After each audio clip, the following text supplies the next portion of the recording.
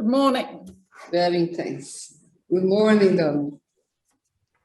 We have now hit the said hour, so I will kick us off. Good morning to our audience in Latin America, and good morning, afternoon, or evening to those joining us from elsewhere.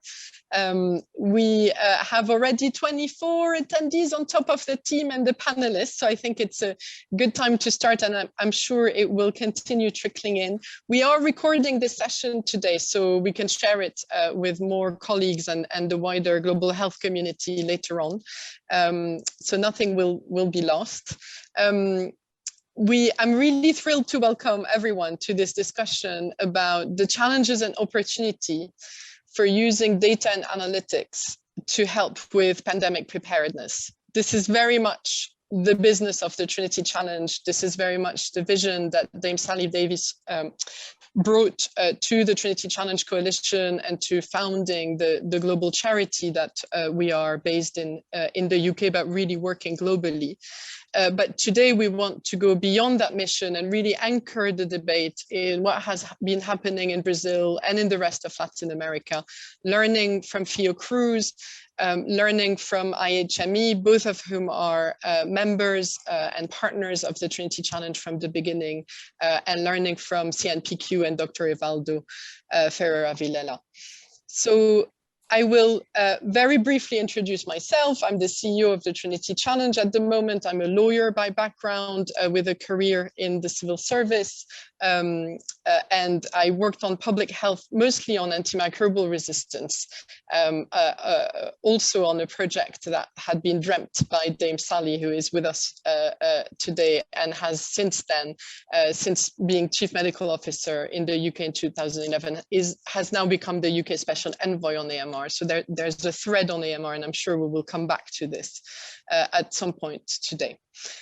So that's me. I'm very happy to be hosting you today as the Trinity Challenge CEO and hosting the conversation. Sally, I think you had your hand up, or was it just a wave?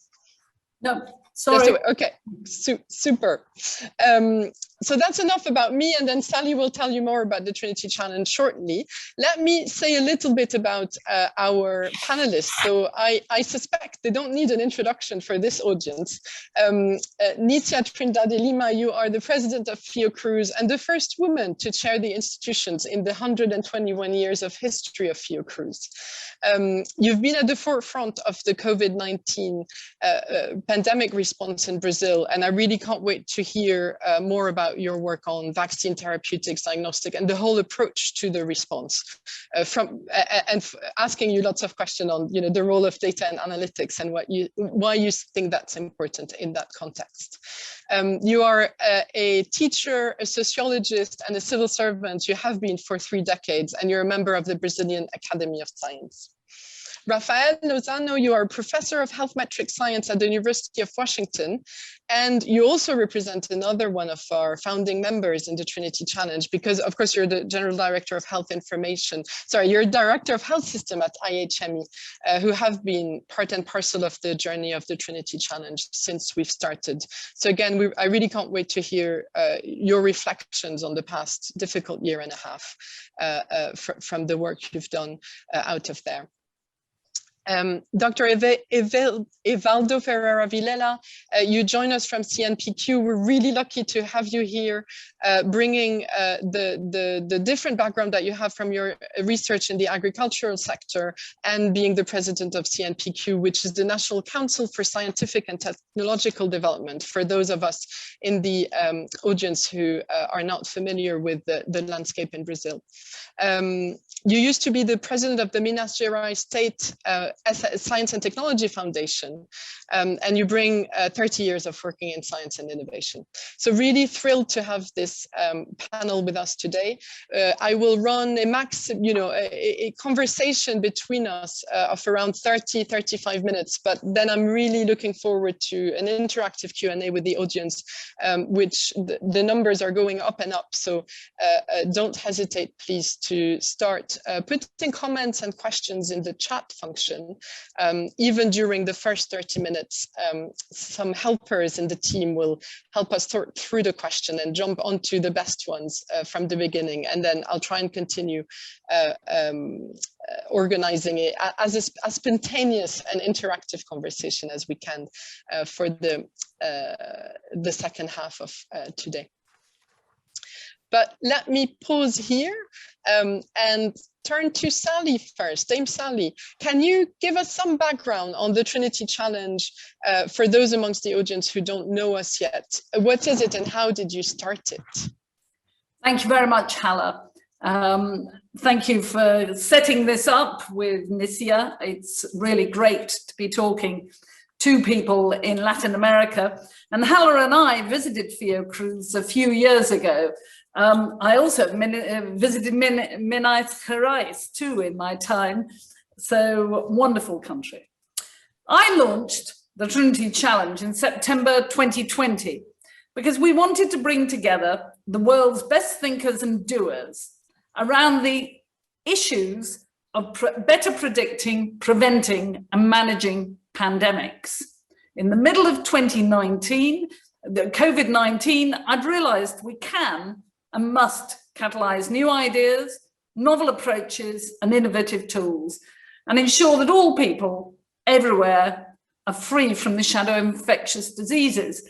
So what I saw was that we needed a collision between public health and data science, and that we needed to bring in a lot of issues like behavioral science and mobility and attitudes, vaccine hesitancy, all of that. And while others were talking, we thought we should really move forward with some action. So now our Trinity Challenge, which is really a collaboration run as a charity, uniquely brings together academics, NGOs, and private sector organizations whose data and skills collectively do hold those keys to deep improvements in global health. We've got more than 40 member organizations from across academia. As you heard, Fiocruz, IHME, they come from social delivery and business too, and we're joined today by a couple.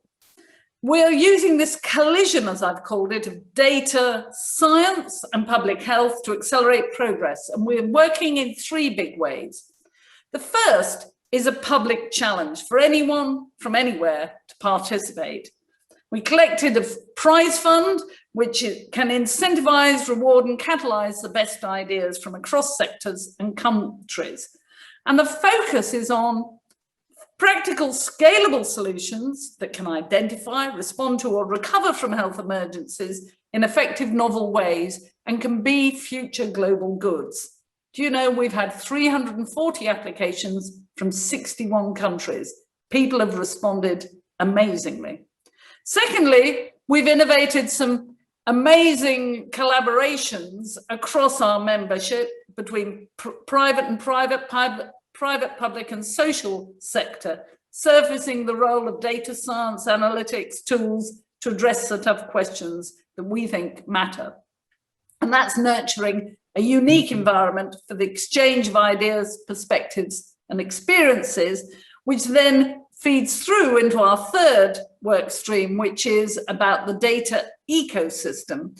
How can we help our stakeholders, our members and others share data for value while protecting the privacy of individuals at the same time? And we've been working with a coalition of partners about that.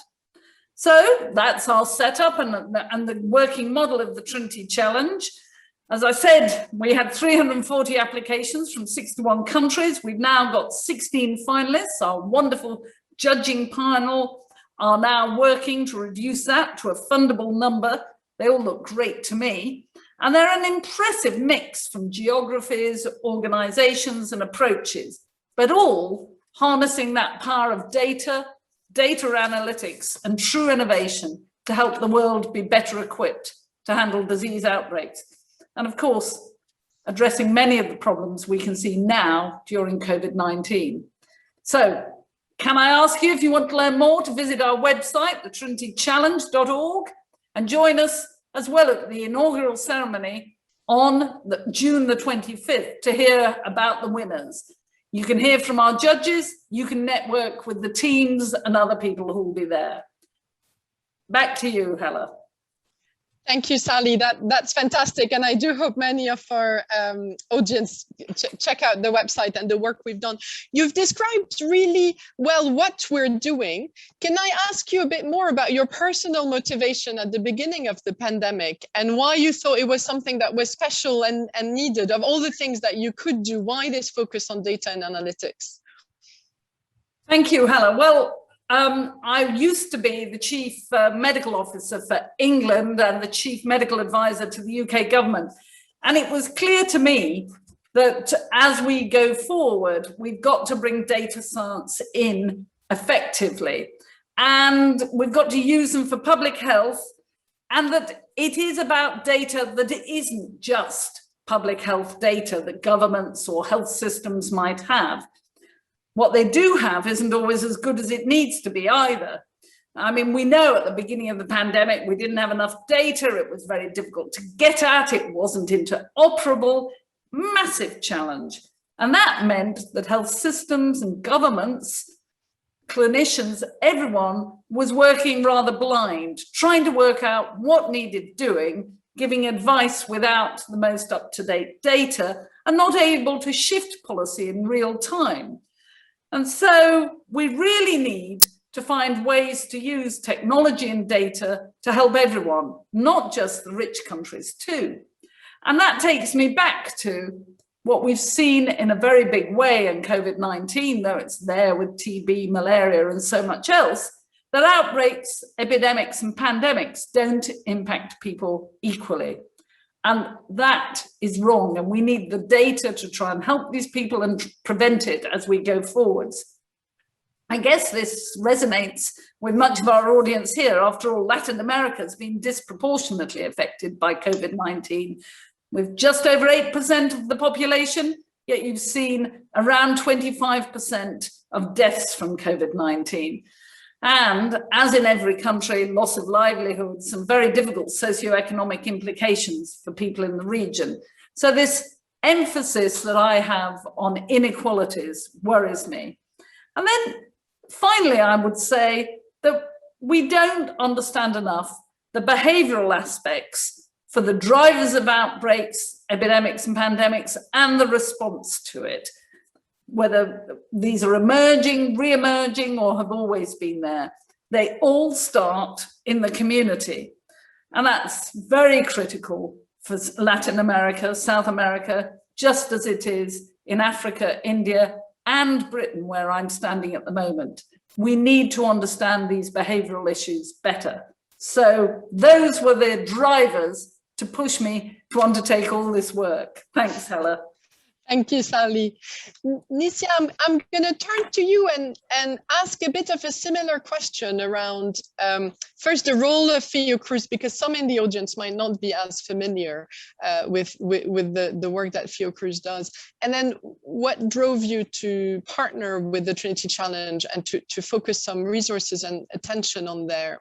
My reflection has been that we have built partnerships with the Trinity Challenge and in other places during the COVID pandemic that are not on the traditional model. People have acted faster, have reached out to partners that they wouldn't necessarily work with normally, and have used sort of ways of organizing things that is a bit different, including the challenge, for instance, which is this prize competition that we launched. Really interested to hear from your perspective what was attractive and what has worked for you in terms of new ways of working during the pandemic. Thank you, Hala. It's a pleasure to share this panel with Sally, Evaldo Vilela, and Rafael Lozano, and also with my Brazilian colleagues from Fiocruz, Manoel Barral, and Luis Augusto Galvão. Well, the Oswaldo Cruz Foundation, Fiocruz, is the important research and development institution in science and technology in health in Brazil and also in Latin America. It's linked to the Brazilian Ministry of Health and the aim is to promote health and social development, generate and disseminate scientific and technological knowledge. So the problem of data and the integration, the use of data is very important for the Brazilian health system, and it's very important in according to Fiocruz perspective. We develop research in all fields of knowledge relevant to health, from the biomedical to the social sciences. We offer several training courses from health technicians to PhD programs. We carry out surveillance activities and manufacture vaccines, diagnostic tests, and medicines for the Brazilian health system. So the production and the access, both are terms very important for our activity. Regarding to the COVID-19 pandemic, we have an agreement with the pharmaceutical company AstraZeneca, and we have a manufacturer over 50 million doses the vaccine, and they are now implementing a technological transference for the COVID-19 vaccine originally developed by the University of Oxford. We are conducting the necessary adaptations of our plants to incorporation now the production of APIs, the drug substance, so as to become self-sufficient in all process phases by the second semester of this year. So I think that's a good marker, an important market for the local production in Brazil and for the Latin America. Fiocruz participates in many networks of institutions, researchers and knowledge, and contributed to remarkable achievements such as the availability of effective and safe tests and treatments. Besides this, I think that the information and big data is a very important aim for our activity. Nowadays, I can speak about this after. We joined the Trinity Challenge Coalition as a way to promote and continue collaborate in the advancing knowledge globally, which is part of our mission as a strategic institution of the Brazilian state. This mission is to produce, disseminate, and share knowledge and technology aimed at strengthening and consolidating the Brazilian unified health system, and as the same way contributing to the promotion of health and quality of life of Brazilian population. We find the innovative approach of the Trinity Challenge as an opportunity for Fiocruz and the other research institutions from Brazil and Latin America to interact and collaborate to promote and improve data use and the analytics aimed to understand human and social behavior and health emergency response. Health emergency is one of the most topics in our agenda now. We look forward to continuing to participate in defining this new global health challenge, facilitating, collaborating among coalition members, and promoting analytics and the learning ecosystem for global public health. Thank you very much, Nisia, and it's so encouraging to hear about the self-sufficiency that you're reaching, and even the production of the APIs, which is a key development. So congratulations. I can't imagine how difficult the past year must have been, you know, with the pandemic and the political situation and everything that we're all living in each of our countries.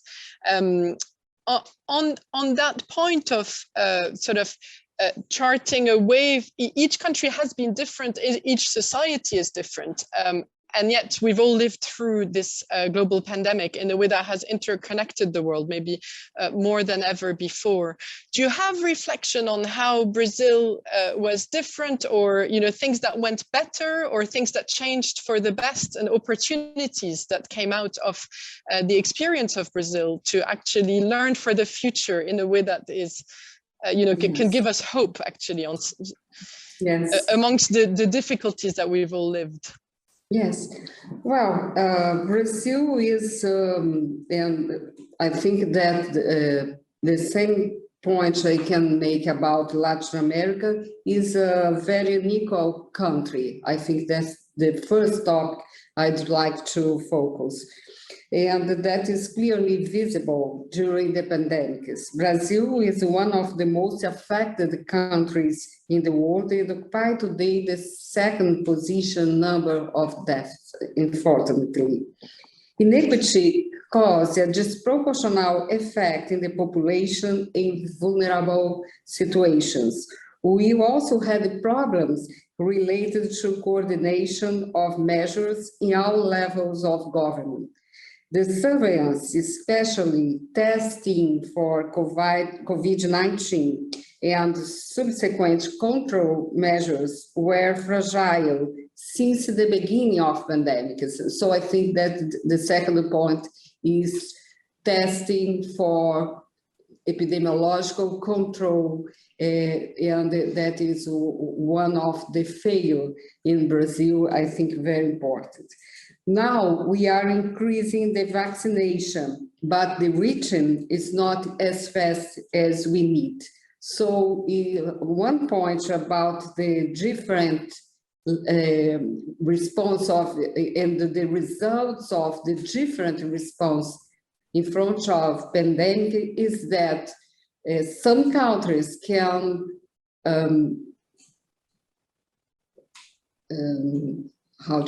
overcome this difficult situation faster than others. So we have not only different response, but different results of the pandemic. I think that is the point that I'm very worried about it now. One point important about Brazil is that we have a universal health system. The Brazilian health system is a welfare conceived system, but all these capacities could not be well organized and implemented in face of pandemic. For instance, we couldn't use so well as you could the primary health care. And I think that's a very important point to think about the future, to think about the next possible emergencies.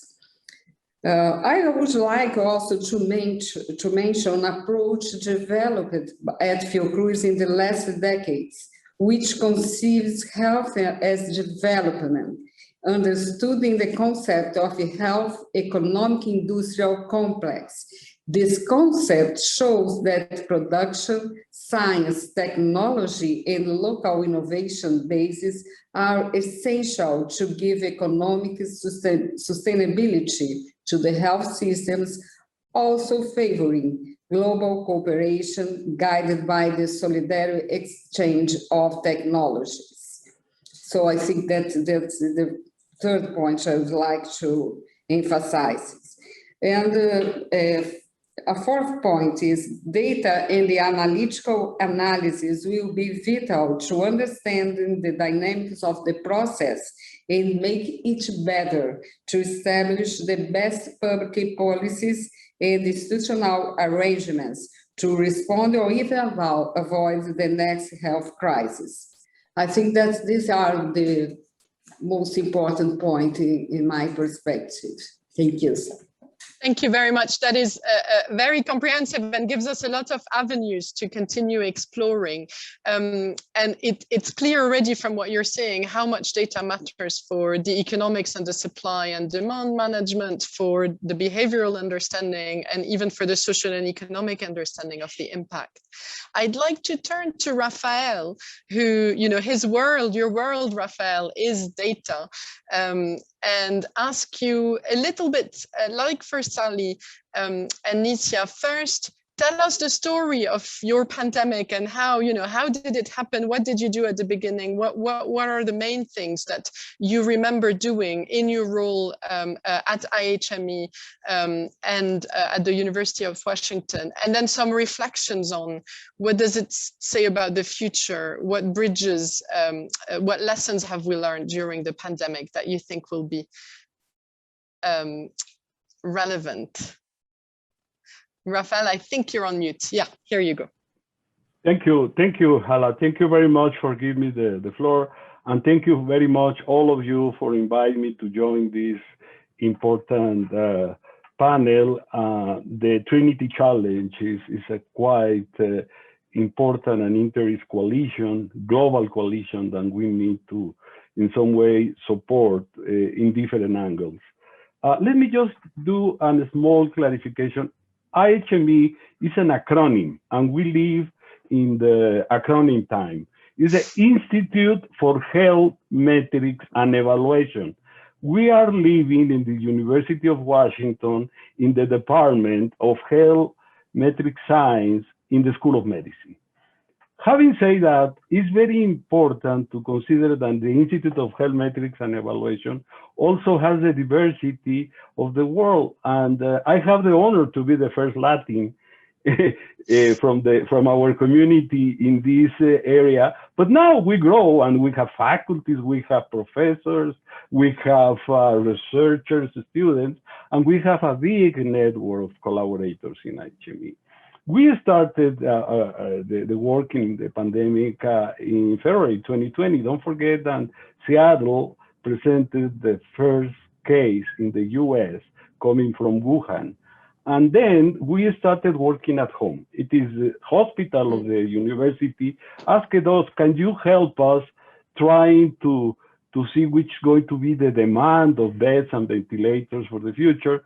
And we started working in our projections in a very domestic way, learning. And then we moved to the state, different areas of the state. Then we moved to the 50 states of the country. Then we moved to Europe, Latin America, and then we have 160 countries in our estimates, and we are working in all the world.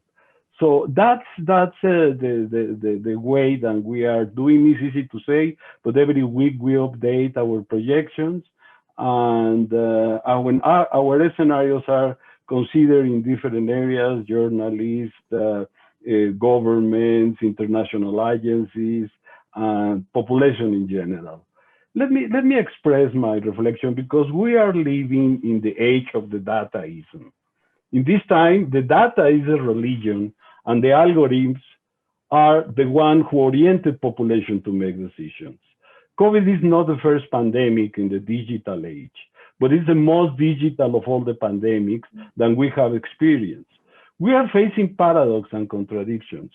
And in the one hand, we can know how many positive cases there are in the world in a given time, but we cannot know how many of them are asymptomatic, or much less to follow the contacts. We can know how many people with COVID get complicated and go to the hospital, but we don't know how many of those who discharge from the hospital and survive with disability or long COVID term. We have an accurate record of direct mortality generated by COVID-19, and serious efforts are being to know indirect deaths, but according with IHME calculations in the Americans, 1.7 more deaths than reported we have. That includes the best impact. We learned a lot in this pandemic, and the main lessons come in two components: the lack of leadership of too many politicians, and a big scientific community sharing data. experiences, and knowledge. There is no precedent in the story of science in which so much knowledge has been produced in such a short time. However, despite of this effort and technological development, we have not managed to reverse the idea that we are rich in data and poor in information. The analytical component is a missing piece before the pragmatism of politicians. The language of health statistics and economics cannot convey the magnitude of the disruption for COVID that has caused in the families and the lives of population. People are crying their loss to lose people, and those with long-term sequelae from the disabled continue suffering. Statistics are not to capture that. We need to also incorporate more in that narrative.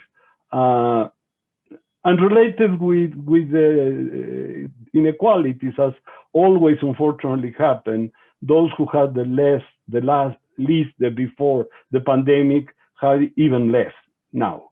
And that is not fair, and we need to decrease that inequalities using an information and using encouraging people to defend the human rights. People living in the poorest countries are going to be the last in the vaccination queue. I will stop here and ask if in some moment the audience can go and visit our webpage. You can see the details of the information. This is not my job. I'm just one of the 50 people that produce these projections full-time working, but it's an honor to be representing my institution. Thank you, Hala. Fantastic. Thanks very much, Rafael. And I don't know if you have examples now or maybe later when we get into the question and answers around, what are these good, interesting examples where you worked with others who are the analysts and the behavioral scientists and maybe the sociology people or economists who did bring the data to life more, because that's a point that you've made, that the data on its own isn't enough, and it needs the analysis on top. And I'm really interested in exploring good examples of when that has happened in a way that wasn't there before. Well, before we didn't have this kind of international repositories. This is a new thing from the pandemic. Our wall of data, Johns Hopkins. We as an institution are extracting data from 57 countries, and some of them at subnational level. For instance, in Latin America, we get data directly from the ministers of health websites for almost all the countries. And very detailed information from Brazil, Mexico, Colombia, Peru, Argentina, Ecuador, Costa Rica, Panama, which is kind of behavior, accountability about the pandemic, better management. We are not satisfied with information than the governments, and we criticize a lot about the quality. However, I can recognize the example of Peru and Ecuador, the transparency of excess of mortality. I can recognize Uruguay monitoring cases in a very individual situation. Chile doing a big effort to test people. Brazil putting a lot of effort in specific studies that really give us information for the rest of the world. So there are very, very good examples in the region, but we are not totally with all satisfaction. We need to be prepared for the next pandemic, and we need to encourage countries to invest more. But maybe if I have chance to other participation, I can give some recommendations for the future. Over. Great, thank you. And let me bring Evaldo at this point, because Evaldo, you have a really great balcony view, oversight of science and technology across the board, not just health. And from CMPQ, you have led some interesting initiatives around, better access and use of data. So again, I would love to hear your story of the past year and how it felt for you as as a person and for CNPq, and then thoughts on lessons learned and trends for the future. Well, let me start with the last part, because I believe that countries should invest more in data collection and data sharing. I think the investment is not enough and is not very well oriented. We need to build local capacity, not only in the physical side, also on the human resources. I mean, this goes beyond the hardware and software. This is matter of humanware.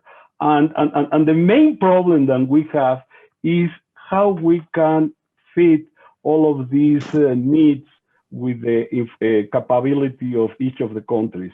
It's important to have these international agencies, but also is quite important to build local capacity. We need to facilitate a multidisciplinary and multidisciplinary approach. And something that worries us is that in so many countries, there is no integration about the public and private sector. Too many countries also produce information in the public area and less in the private. When there is a big component, and governments should encourage more the private participation in these regards, investing and also sharing information. I like to also encourage to disseminate databases with individual records. It's very common that governments produce percentage aggregated data. That is not useful at this time of the development. Also, to incorporate the non-structured data from the social network. That they are doing a great job. Facebook, Google, a big surveys around the world that we can integrate it in some way that is necessary to do, respecting the privacy of people, but also taking in consideration the richnesses of that information. The future in the big data is not only the structured data from the government. It's necessary to integrate, and we have a lot of data scientists that we can really encourage. The other component is accountability. It's not only epidata. Epidata is a piece, but this pandemic and in Brazil had a big effort with a society proposal, 9 different dimensions of the pandemic, and they also is to account about what is the financial, how much the government that is spending. We don't know, and that's important to understand, and also about human resources. And finally, tracking vaccines. It is the information about vaccines is just how much the countries are losing the opportunity to receive vaccines, and how much people are going with the hope that this is going to change the world. But we don't know age, we don't know sex, we don't know negative reactions, we don't know what is the market, the supply side, we just know the demand side. So too many answers that need to be, too many questions that need to be answered in that front. I stop here because I want to pass the floor to other panelists. Thank you very much, Hala. Thank you, Rafael. Evaldo, over to you. And from your point of view on CNPq and possibly on the collaboration with private sector companies, which is something that we really think very hard about in the Trinity Challenge. Thank you, Hala.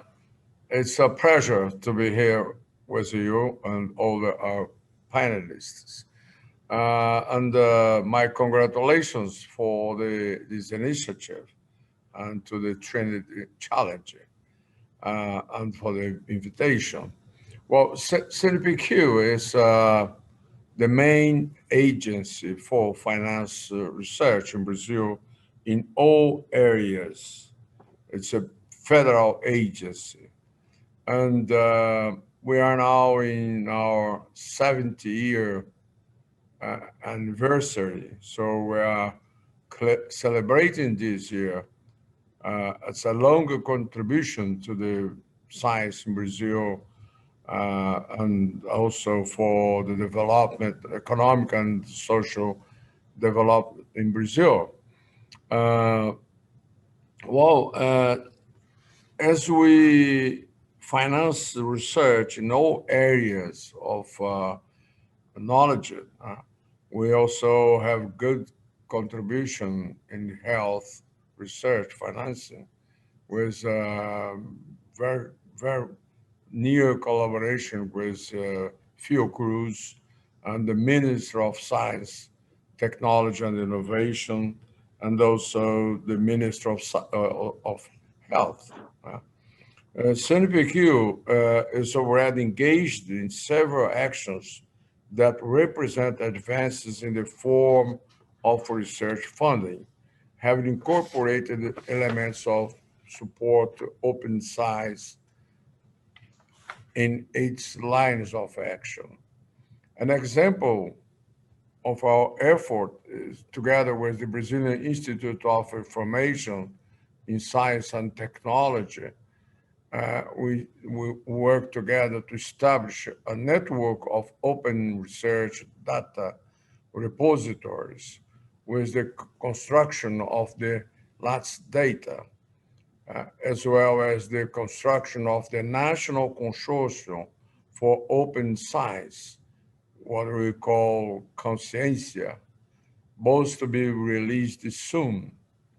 Another related action is the support for the Cielo program, our scientific electronic library online, and the Oasis BR portal, which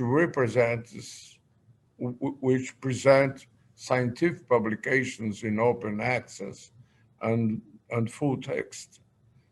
Oasis portal, communicating with the international portals of Latin American referencia, and also to Open Air, the European Union, promoting Brazilian science abroad. An action that deserves to be highlighted is the promotion of the creation of research networks with public funding of projects oriented to a specific mission carried out by the CNPq through the funding of National Institutes of Science and Technology, what we call INCTs, 15 of them in the health area. Okay. Thank you very much, Evaldo. So clearly there's been a focus on putting money fast behind the kind of health data that's needed in the pandemic context. Have you seen also different ways of partnering with partners that you wouldn't maybe have worked with before the pandemic, or ways to bring in private sector or social individual crowdsourced information in terms of data in a way that wasn't the case before? Yeah, that's just a very, it's a challenge for us to go for the private fundings, but it's increasing the necessity, and also the private sector is always more keen in help us with the finance of research. It's the case of this, as we are trying to change the culture we have in Brazil, as we finance projects, we have the possibility to change the behavior of researchers in terms of cultural aspects. As we have for a long time, we incentivize the researchers to close the data because the possibility of patents. So now we are reversing this and say that open access, open data is very important. So the private sector also is very keen in help us to encourage the researchers to adopt the data access, data. As for instance, we are now trying to incentivize the paper data, for instance, as you have in Europe. the incentives for the researchers to publish paper data. We are now trying to valorize this opportunity in Brazil so that the researchers can have some better score for grants if they being use the latest date, for instance, okay? Great. Thank you very much, Evaldo. And we're starting to get questions from the audience, which is great. And I would encourage everyone to add some questions, please, on the Q&A or the chat. This is working well. But before I ask the first question from the audience, I'd like to go back to Nísia and Manoel Barral briefly, maybe to tell us about your specific initiative on data and the observatory, for instance. Over to you. Yes, thank you. Yes, now it's okay. Sorry, but the problem of the virtual, I forgot. Well, Fiocruz is an important national and international center to generate analysis and communicate that data and knowledge. We approved in 2016 specific institutional policy for open access of our scientific production, and recently we approved some directions for open science. Now, during the COVID-19 pandemic, we organized a COVID-19 Fiocruz Observatory to produce information for action in the different fields that I had mentioned before. And I think that we have a special center that is the CIDAX, Center for Integration of Data and Knowledge for Health, and Barral could explain better about this center. Manoel Barral, I could introduce, I think, is an important Brazilian immunologist. He's researched at Fiocruz, Bahia, in northeast of Brazil, and with a very well-known career in terms of management of research, science, and now dedicated to the data process and data integration and its use for surveillance in Brazil. Please, Barral. Hello, good morning, everybody. And it's really a pleasure to be in this panel. I mean, it's really fantastic work that people are doing in terms of putting data on the center of this debate in COVID. And just to add some information, like Nisia mentioned, that Fiocruz has several initiatives on data, not only related to COVID before that. And it's really necessary because Fiocruz is spread around several states in Brazil. So it's really necessary to have a strong position on this sharing of data and common use of data. And in this case, specifically, the center that Nísia mentioned, the CIDAX, is really a center for integration of data important to science, not only bona fide data science. And so it's really, it's being contributed to evaluation of health policies in Brazil. There are several publications on that. And more recently, pushed in part by COVID, it's also going into genomics, data on genomics and other aspects of electronic health records in order really to integrate even more the information. But of course, this is not the only initiative in Fiocruz on that.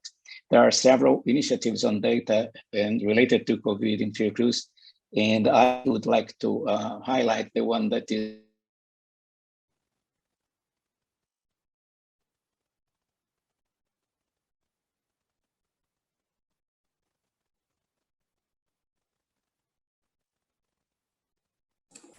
No, I think that his connection Just broke at the key moment. Yes. Yes. Now, please, Hala, I think that's important just to add that before COVID and since the 1980s, you have a unity dedicated to information communication at Fiocruz with a PhD course for these topics, information communication. So I think that is not recent policy at Fiocruz. I think that is important to mention. No, and it feels like it when I've been working with the team and with Manuel and Guto, it really feels like it's a place that has been thinking for a long time about both the availability of data, the use of data, but also what Sally was talking about earlier, the collision between different types of data, scientific data, but also with social and economic data and behavioral data, which is why it's so important to bring all this knowledge to the fore. And being an optimist, I keep thinking that COVID has, wreaked havoc in so many of our lives and families everywhere.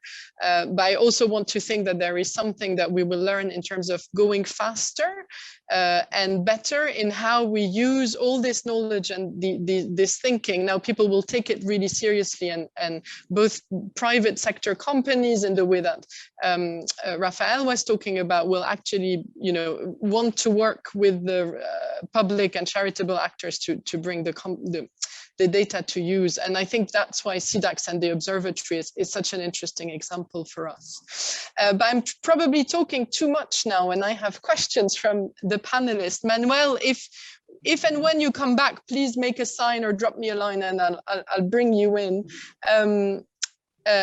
So here he is. There he is, Manuel, back to you. Well, sorry, I was with contact all the time, and then it dropped just at this point. And I guess I was explaining about CDAX. I don't know if you got that. But and then I added that is, of course, it's not the only effort in Fiocruz. And I mentioned both the program in LNCC in where the scientific computing, that is a long-standing program that contributes a lot and had a major aspect with in modeling several aspects of the pandemic in Brazil and helped a lot in terms of planning activities, not only of Fiocruz. So it's expanding, and I guess already with some impact, visible impact on health that is getting more support in terms of the health authorities are really seeing the impact of good analysis of data in terms of decision making. Okay, thank you. Great, thank you, Manuel. So we've had several questions from the audience around open science, and it's a concept that's incredibly important and being pushed at the moment. I'm sure many people understand and hear different things when we talk about open science. The question has been asked a couple of times of the challenge. Does the challenge pursue open science? So I'll ask Sally to come in to explain her vision around two things that are very important for us and really are foundational to the concept of open science. One is we're calling for global public goods. So what comes out of the challenge need to serve everyone. And then we're looking for ideas from anyone, anywhere. Sally, these are your ideas and the principles you put into the challenge from the beginning. Do you want to say a bit more about these? Thank you. So coming from Britain, of course, we believe in open science. So we need open access for publications. We want openness about data, but we have to preserve the privacy of individuals. So you probably know we do share all the genomic data and we show the regions and areas, but you can't tie the genomic data to other people. And that kind of carries through into the health and behavioral data, that we must preserve their privacy. So some is available on an anonymized level, but much more is available to work on. And then the data, the kind of accumulated data is shown afterwards. And where we've had some very interesting debates are with, of course, the private sector partners of the challenge, who hold a lot of data and feel, and not unreasonably, that their contract with their users was for privacy. So again, they're allowing access to the data for analysis and putting into groups, but it's not going to lose its privacy. We won't be able to track back to individuals. Clearly, without that, the privacy preserving, but the openness, we wouldn't deliver the global goods that we set out to do. So very much in favor, but we have to recognize the privacy rights of the public. Thank you. Thank you, Sally. And as part of our work, we've come across a number of technologies that allow the kind of aggregation with anonymization that you're describing from a technical point of view. I want to turn to Rafael and ask if, you know, these big leaps of data and dashboards that the Institute has helped set up worldwide, how have you dealt with this question of accessing data in a way that preserves privacy and trust? Thank you, Hala. I just cannot resist the make a comment, and maybe it's a cultural or linguistic problem that I have about the concept of open science, because science by definition is open. So if we need to open the concept, it's because there is something close. And if there is something close and it's hidden, that means that we have to be transparent. So anyway, I totally support this idea that Sally presented about how to access to science. But anyway, maybe it's my culture and my bias way to understand. And I want to incorporate, besides the concepts that Sally mentioned, universal connectivity, interoperability, and always put in the top the human rights.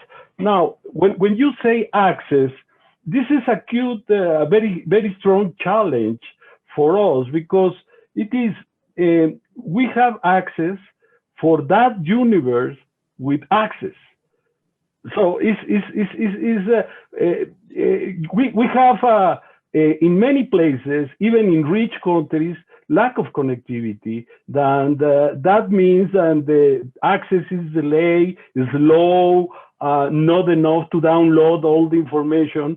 However, we can say that we are very proud about the number of hits, the number of users, many from developing or poor settings, but the majority for rich countries.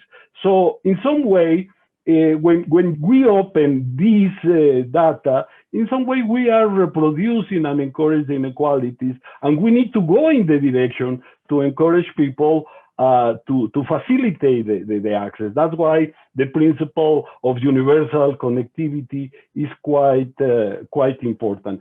I didn't answer specifically, but I'm hope and I can share the statistics about the hits, because it's a quite challenge. And finally say that this is a long story coming from Florence Nightingale. Politicians prefer visualization than numbers. Politicians read easily visualization than numbers. And I'm talking about these important women that create a big challenge to the statistics in the Victorian, English Victorian. So we have to repeat that. We need to continue with the visualization in order to facilitate the access to the information. Over. Thank you, Rafael. And what a wonderful way to close this discussion. And of course, the Trinity Challenge logo is based on Florence Nightingale's visualization of the sort of death caused by war and death caused by illness and conditions during the Crimean War. And as a policy maker personally and a civil servant, I really lived every day how much to translate good science and good principles into action in politics and with the public, communicating them in a way that is understandable and in a way that is visual when possible is so important. And I think that's actually one of the things that Sally did best as the chief medical officer in the UK, was translating to people and to politicians. And we probably all have a responsibility to do that work, you know, in the global health community, and not talk to ourselves, but really talk to others in a way that is understood, so our messages can land. It's incredible how quickly time goes when you have 4 as interesting people as you guys to host. So a huge thank you to you, Rafael, to Evaldo, and of course to Nisia and Sally for making this happen in the first place. This is only the beginning. Let's continue. And before I close, I just wanted to say a huge thank you to the team who put this together. You will recognize yourself, but Guto and Manoel, we couldn't have done this without you. And Lizzie and Saba, you pulled an amazing amount of work in very short time. So thank you very much. And to respond to everyone who's worried about accessibility of this conversation, we will publish the video and it will have closed caption and they will be translated because of course we want it to be as accessible as possible to the public. Thank you very much. Have a great day for those of you who are starting your day. Bye-bye.